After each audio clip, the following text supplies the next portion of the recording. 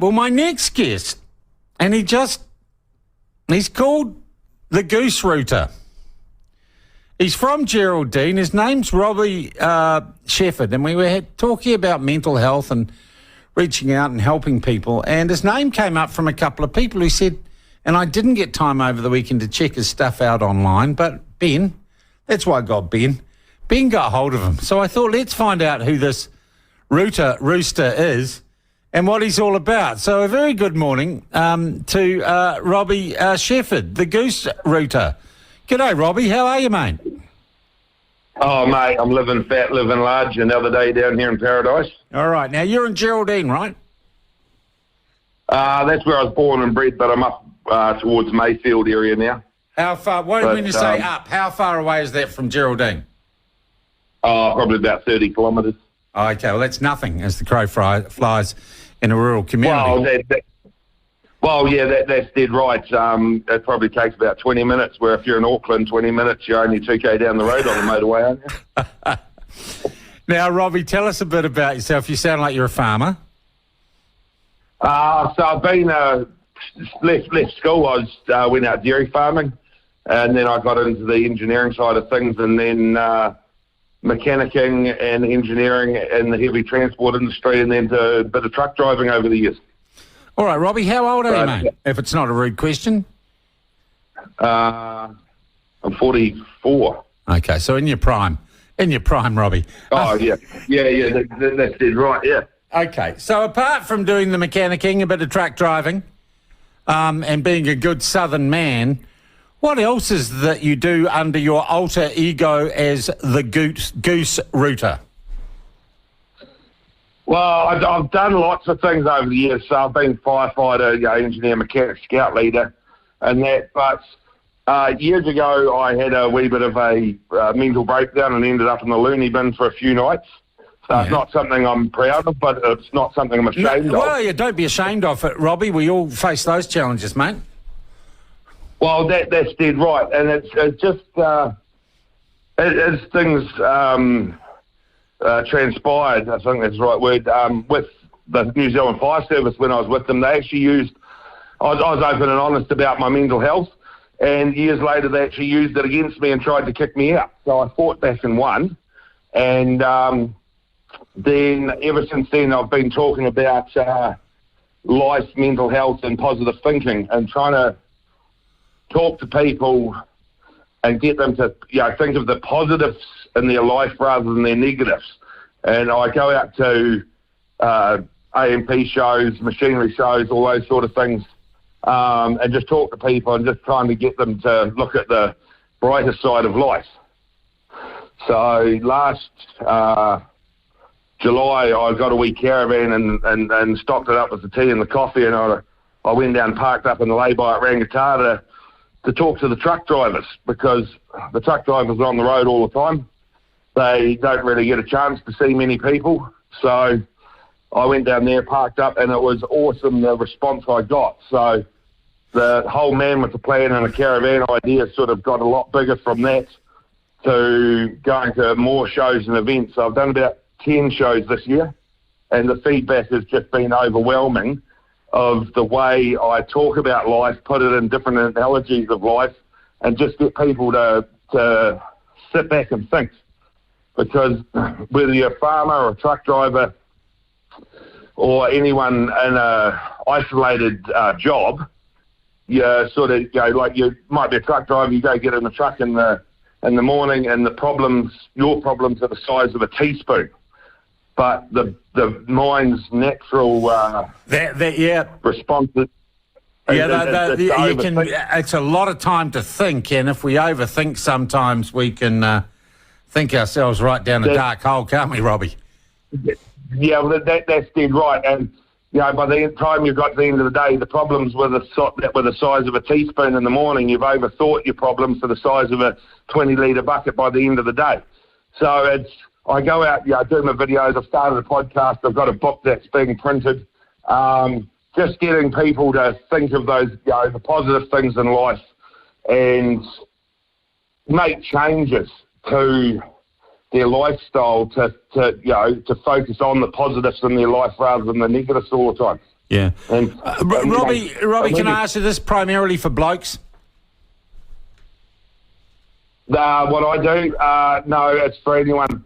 It's sort of, I suppose originally I was talking to the truck drivers and the farmers more, but I go out for shows and I talk to lots of people. So what I do is, basically for anyone that wants to listen. Yeah. But most of my audience seems to be blokes. Yeah. Hey, Robbie, what would you say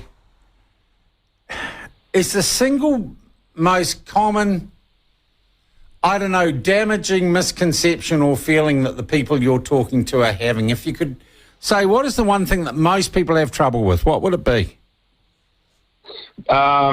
Expressing their emotions. So this repression of not being able to say what they really feel and bottling it up. Yeah, that's dead right. And the thing with the bottling it up is I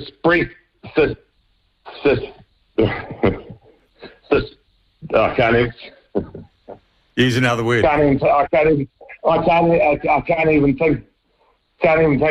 even pronounce the word right now. But suppression, bottling it up, suppression, yeah. Yeah, that word leads to oppression, that leads to depression, that leads to suicide. And that's the biggest thing is trying to get people to open up with their feelings. And I did a video a while ago, and someone popped up and said, commented, why are we having so many mental health troubles now compared to 20 years ago? And I replied and I said, for the same reason we're having so many, for the same reason there's so many gay and lesbian marriages now compared to 20 years ago, because it's more socially acceptable to talk about.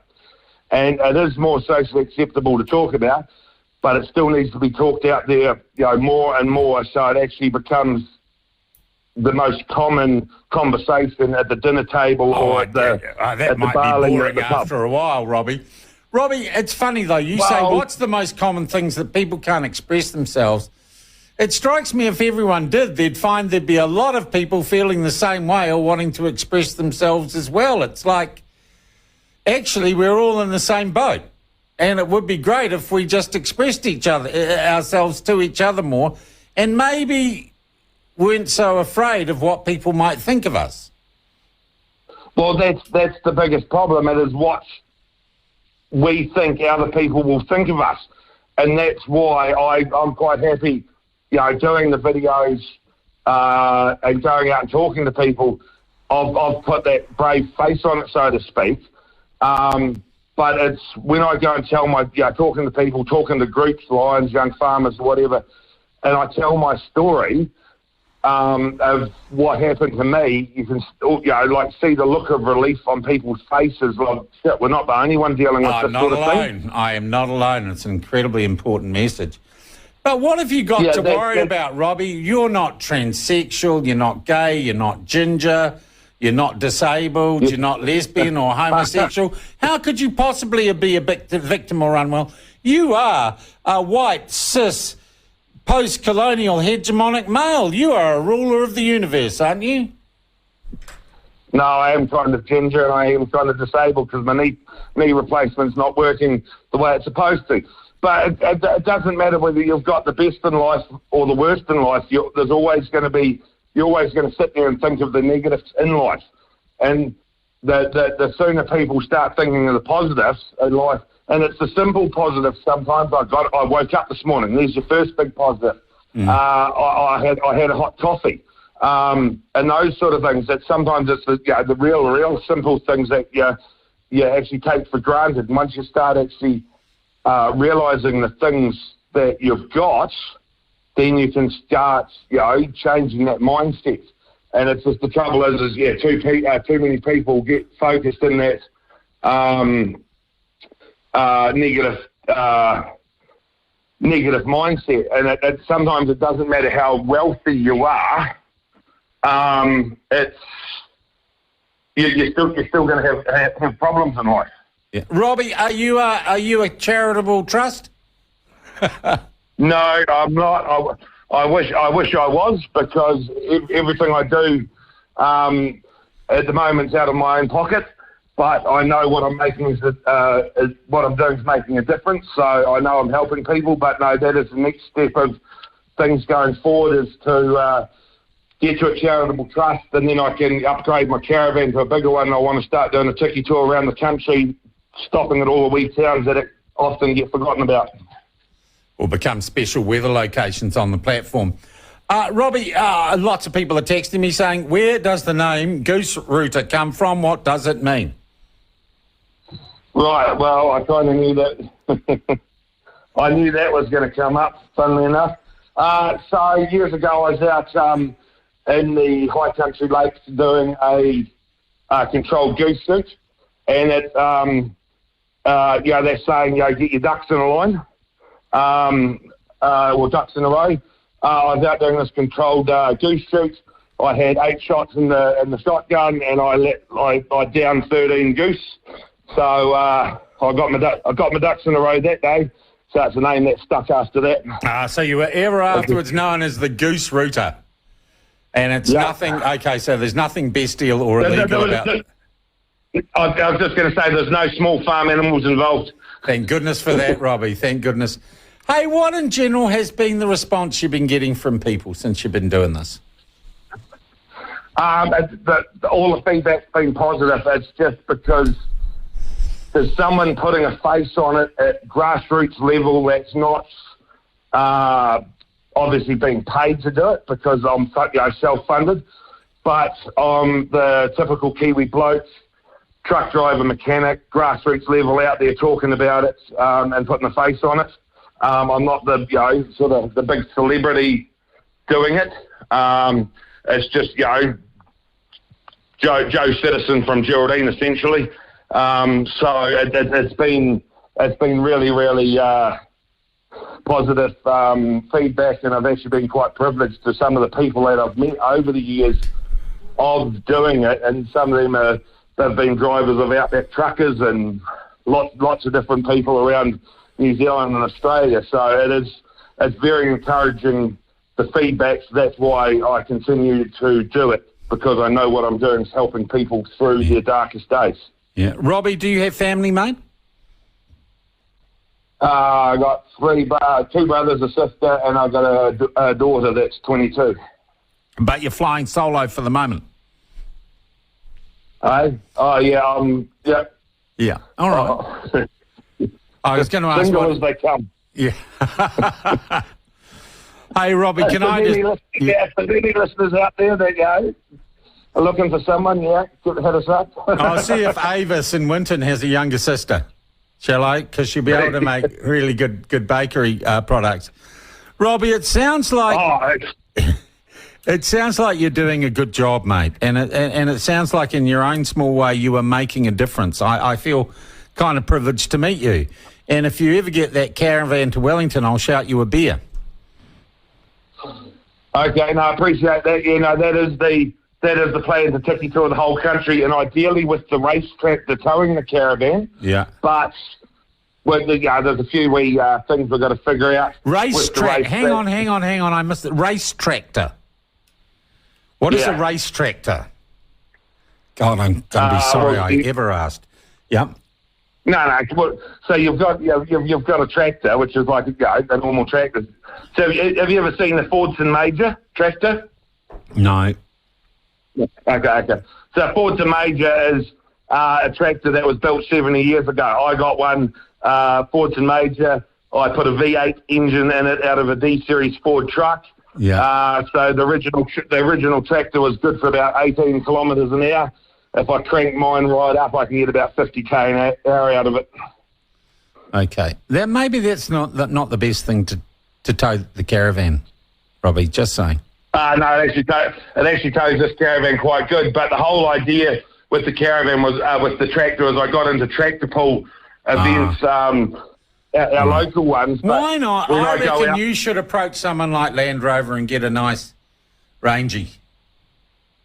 No, actually, I made comment. I comment on their Facebook page ages ago about it, but they've never come back to me. Oh, let's try and make that happen, Robbie.